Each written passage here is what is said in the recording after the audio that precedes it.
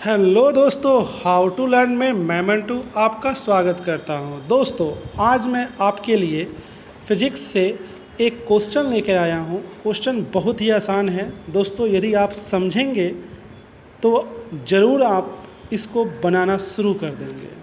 दोस्तों, किसी वस्तु को इतना आवेशित किया जाता है कि उसके द्रव्यमान में 9.1 नैनोग्राम, N4 नैनो होता है, नैनोग्राम की वृद्धि हो जाती है। तब एक नंबर में पूछता है कितने इलेक्ट्रॉन वस्तु को दिए गए, कितने इलेक्ट्रॉन वस्तु को दिए गए। और दूसरा नंबर में पूछता है कि आवेश का मान एवं प्रकृति ज्ञात कीजिए। दोस्तों, सबसे पहले हम यहाँ पर लिख लेंगे कि क्या क्या चीज़ दिया गया है। तो दोस्तों, सबसे पहले हमारा यहाँ पर क्या दिया हुआ है, द्रव्यमान दिया हुआ है और इंक्रीज़ हो रहा है। द्रव्यमान क्या हो रहा है, इंक्रीज़ हो रहा है, बढ़ रहा है। ठीक है, तो टोटल का योग देकर बढ़ा रहा है, तो डेल्टा हो जाएगा। डेल्टा इज इक्वल 9.1 नैनोग्राम, इतना दिया हुआ है। हम इसको लिख सकते हैं। अब हम इसको कैसे लिखेंगे, तो वो देखिए 9.1 और नैनो का क्या होता है, नैनो का मान 10 के पावर -9 होता है। और ग्राम से अगर केजी में परिवर्तित करना है तो आपको ग्राम से केजी में परिवर्तित करना है, तो आपको कितना लिखना पड़ेगा, -3, तब जाके ग्राम से केजी में आ जाएगा। और इस तरह से यहाँ पर हम लोग लिख लेंगे। ग्राम से केजी में बदलेंगे तो 10 के पावर -3 से गुना करना पड़ेगा। अब क्या करेंगे, 9.1 गुने 10 के पावर 9 और 3 जोड़ेंगे, कितना हो जाएगा, 12 हो जाएगा। इतना केजी क्या किया है, तो दिया है। जब आप इतना केजी दे दिया है, आप लिख लिए हो कि हाँ इतना दिया हुआ है, उसके बाद आप क्या करोगे, तो सूत्र लगाओगे। क्या लगाओगे, सूत्र से आपको मान निकालना है, सूत्र से। तो सूत्र क्या चीज़ का लगेगा, तो डेल्टा एम का सूत्र लगेगा। डेल्टा एम का सूत्र होता है NME।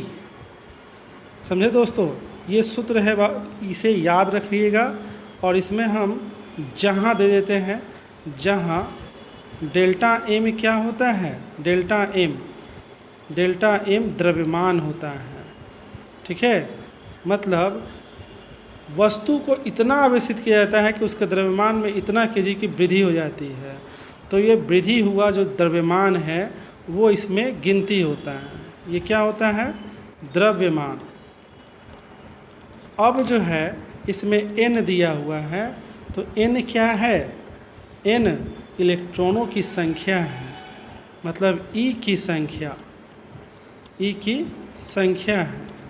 उसके बाद Me क्या दिया हुआ है, Me, तो M तो द्रव्यमान होता ही है और E इलेक्ट्रॉन होता है, मतलब इलेक्ट्रॉन का द्रव्यमान, द्र से समझ लीजिएगा द्रव्यमान। ठीक है, अब हम सूत्र लगाएंगे। जब डेल्टा M का मान दिया हुआ है और डेल्टा Me का जो है मान हम लोग प्राकृतिक रूप से खोज लेंगे। Me का मान कितना होता है, तो याद रखिएगा Me का मान होता है 9.1 इंटू 10⁻⁻31 मान होता है। इतना मान होता है, वो भी केजी में होता है दोस्तों। क्या चीज़ में होता है, केजी में होता है, इसलिए हम यहाँ केजी में ही निकाले हैं। इसको भी यहाँ नैनोग्राम में दिया हुआ था, हम केजी में निकाले हैं। इतना होता है, इस वजह से हम इतना मान निकाले हैं। अब क्या करना होगा, हमें n को यहीं पर रखना पड़ेगा, इसलिए n को आप यहीं पर रखिए और Me को इसके नीचे कर दीजिए। मतलब डेल्टा M बराबर डेल्टा एम बटे एम ई, एन का मान निकल जाएगा। और यही पूछ रहा है कितने इलेक्ट्रॉन वस्तु को दिए गए, तो वो संख्या निकलेगा। डेल्टा एम का मान रखेंगे, डेल्टा एम का मान है 9.1 गुने 10 के पावर -12 kg। और इसका नीचे का मान क्या है, एम ई का मान क्या है, तो देखिए इसका मान है 9.1 गुने 10 के पावर -31 kg। अब kg से तो kg कट जाएगा ना, और 9.1 से 9.1 भी कट जाएगा। और जब कट गया तो नीचे वाला जब ऊपर जाएगा तो क्या हो जाएगा, प्लस में हो जाएगा दोस्तों। तो 10⁻12 और गुने 10 के पावर प्लस में 31। तो गुना में पावर तो जुटता है, लेकिन माइनस और प्लस है तो घटेगा, तो प्लस का मान ज़्यादा है, तो प्लस का चिन्ह दिया नहीं जाता है। और इतना में से इतना घटाइएगा तो 11 में से 2 गया 9 और 2 में से 1 गया 1, तो 10 के पावर 19 इलेक्ट्रॉन आंसर हो जाएगा दोस्तों। इलेक्ट्रॉन आंसर होगा। आशा करते हैं दोस्तों हमारा यह सवाल आपको समझ में आया। और एक प्रश्न और इसी में पूछ दिए हुए है, दूसरा नंबर प्रश्न पूछे हुए है कि आवेश का मान और प्रकृति क्या होगा। तो आवेश का मान आप लोग ज्ञात कर सकते हैं।